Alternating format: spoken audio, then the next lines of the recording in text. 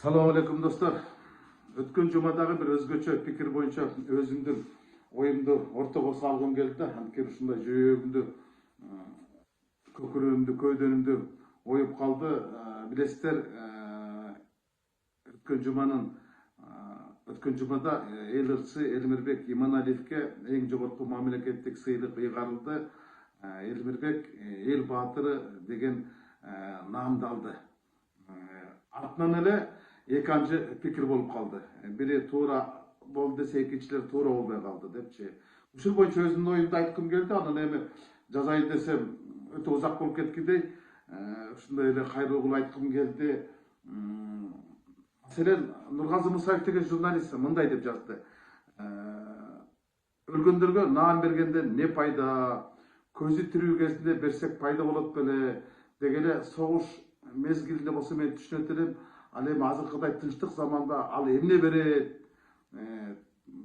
Тирүү кезинде берсе мотивация берет, түрткү берет, дагы бир чыгармалык жаратканга негиз берет, себеп берет дегендей оюн жазды. Ага улай эле Сабыр Мухаммедов деген Кайманаты Карышкырда журналист, публицист бар. Ал жазды: "Эй, тирик накта баатырын жеп койсо анан ким көрөт?"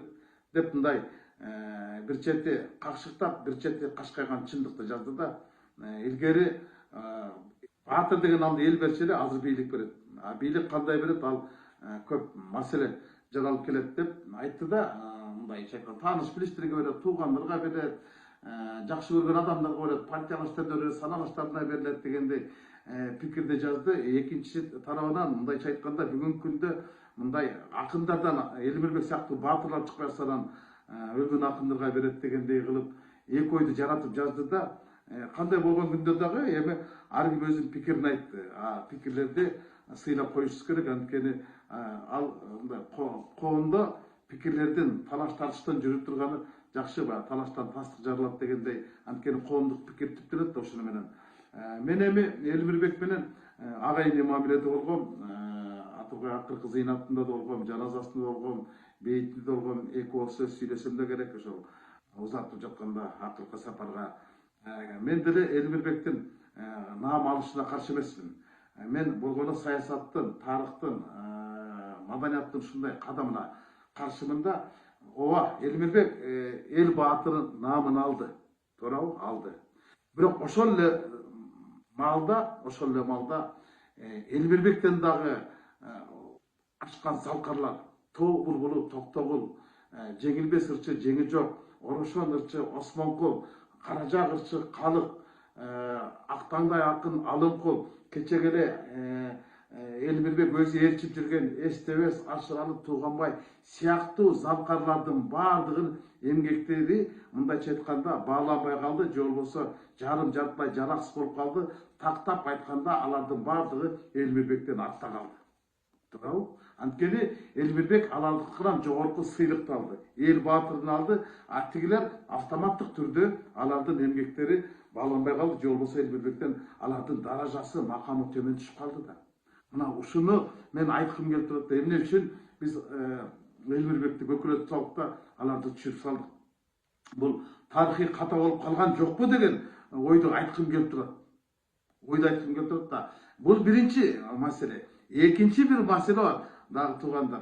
Элмирбек эчен жыл баягы Ери Шаркак Элмирбек менен ээрчи бырдап жүргөн эл аралык айтыштарда, Кыргызстан ичиндеги аш тойлордогу айтыштарда кимдер жүрдү? Ал Жеңишбек Жумакадыр, Амантай Кутманалиев, Азамат Болгонбаев, Алы Туткучоктор. Бүгүнкү күндөгү төртөө тең төп келишкен төкмөлөр.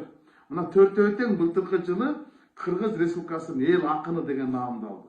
Алар Элмирбектен жогору болуп калды. Неге?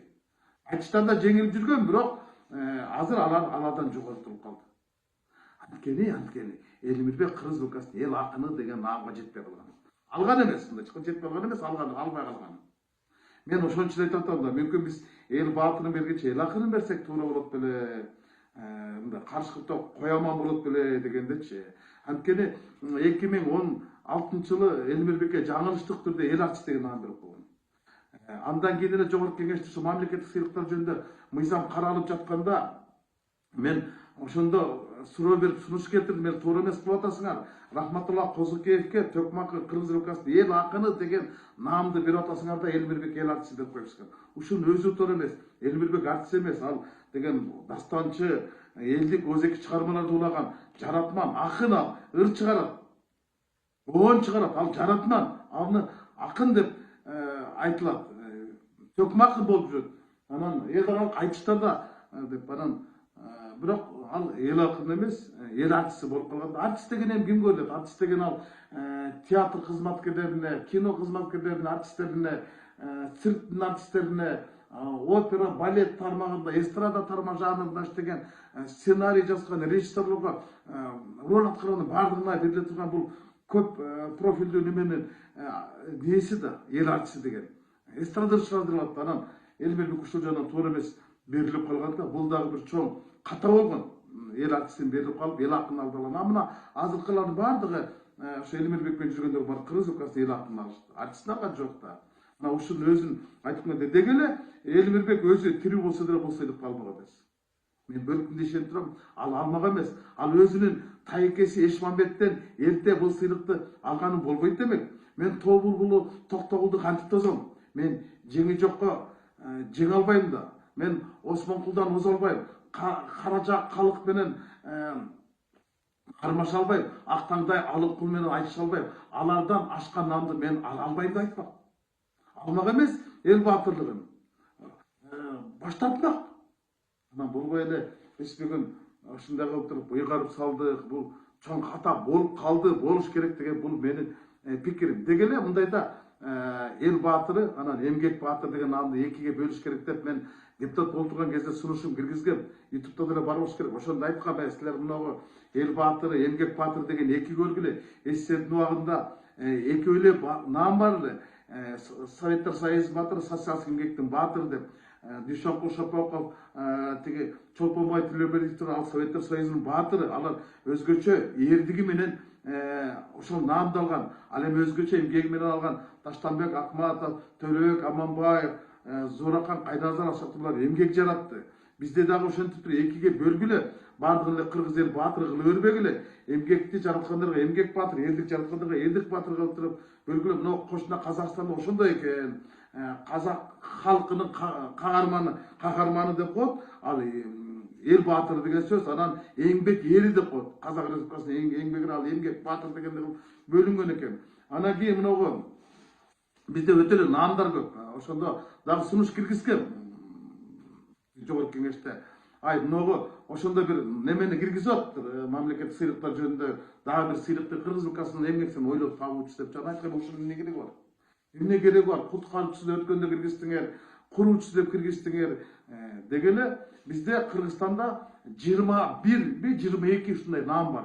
Кыргыз Республикасынын эмгек сиңирген врачы бар, анан саламат сактоого эмгек сиңирген кызматкер деген бар. Кыргыз Республикасынын эмгек сиңирген мугалими бар, билим берүү тармагына эмгек сиңирген кызматкер деген бар. Айырмасы эмне? Андан башка экономист бар, куруучусу бар, ойлоп табуучусу, куткаруучусу, юристи бар, геологу бар, ушу баардык тармак, баардык министрликтерге бирден наам бериле турган неме бар. Атырга жергиликтүү бийликтин дагы эмгек сиңирген кызматкер деп, жана Казакстанда Казак Республикасынын кайраткери деп, эмгек сиңирген кайраткери деп коет. Ал бүт мамлекеттик кызмат иштегендерге берилет. Бизде деле Кыргыз Республикасынын эмгек сиңирген кызматкери деп койгула, болду, ошол мамлекеттик кызмат иштеген баардыгына бериш керек. Үч эле сыйлык калтыргыла. Кыргыз Республикасынын эмгек сиңирген кызматкери, ал мамлекеттик сыйлык иштегендерге, жанагы маданият тармакта Кыргыз Республикасынын маданият эмгек сиңирген ишмери, анан бизнес төрмөсүндө жанагы чакан бизнес кылып мамлекетке салым кошкон өзгөчө Кыргыз Республикасынын эмгек сиңирген ишкер жетиштүү болот. Башканы баарга башкарды өөрүп эмес, эл деле түшүнбөй калды канча сыйлык бар. Ушуну эретке келтирет, бирок бүгүнкү күнгө чейин эретке келбепти. Мына ушундай баш аламандыктар жаратып атат. Анан дагы бир нерсе, ошол эле Элмирбекке берилгенин артынан эле тиги Рыспай Исаковго Кыргыз Республикасынын эл артисти деген наам берилиптир да, кут болсун дейли. Эми ал дагы чоң манакчы, бирок Дөлөт Сыдыковго берилбей калбады. Ошону дагы социалдык тармактарда жазып атпайбы? Бул кандай болуп калды? Теңсиздик болуп калды деп. Анткени мындай да, манасты кордогон адамга бергенден кийин коргогон адамга деле беришибиз керек да. Бул деген тарыхтын талабы да. Биз тиги тарыхты мылтык менен аткылай берсек, келечек биз ушинтип замбирек менен атап атпайбы? Ошон үчүн бул мамлекеттик сыйлыктар жөнүндө мыйзамга дагы өзгөртүүлөр, толуктоолор эмес, буну түп тамырынан бери алмаштырыш керек. Анткени мамлекеттик сыйлыктын баркы күндө кетип баратат да мындай мына жазып атпайбы ушул коомдук пикирде. Анан мен болгону өзүмдүн оюмду айткым келди да ушул эки наам боюнча, эки адам боюнча алган боюнча, анан артта калгандар боюнча алгандар боюнча. Мына ушул жерде анан бир нерсени айтса эле баягы каптап кетет да. Картошканы каппаган каларып куртундай болчу, коммент жазып эле.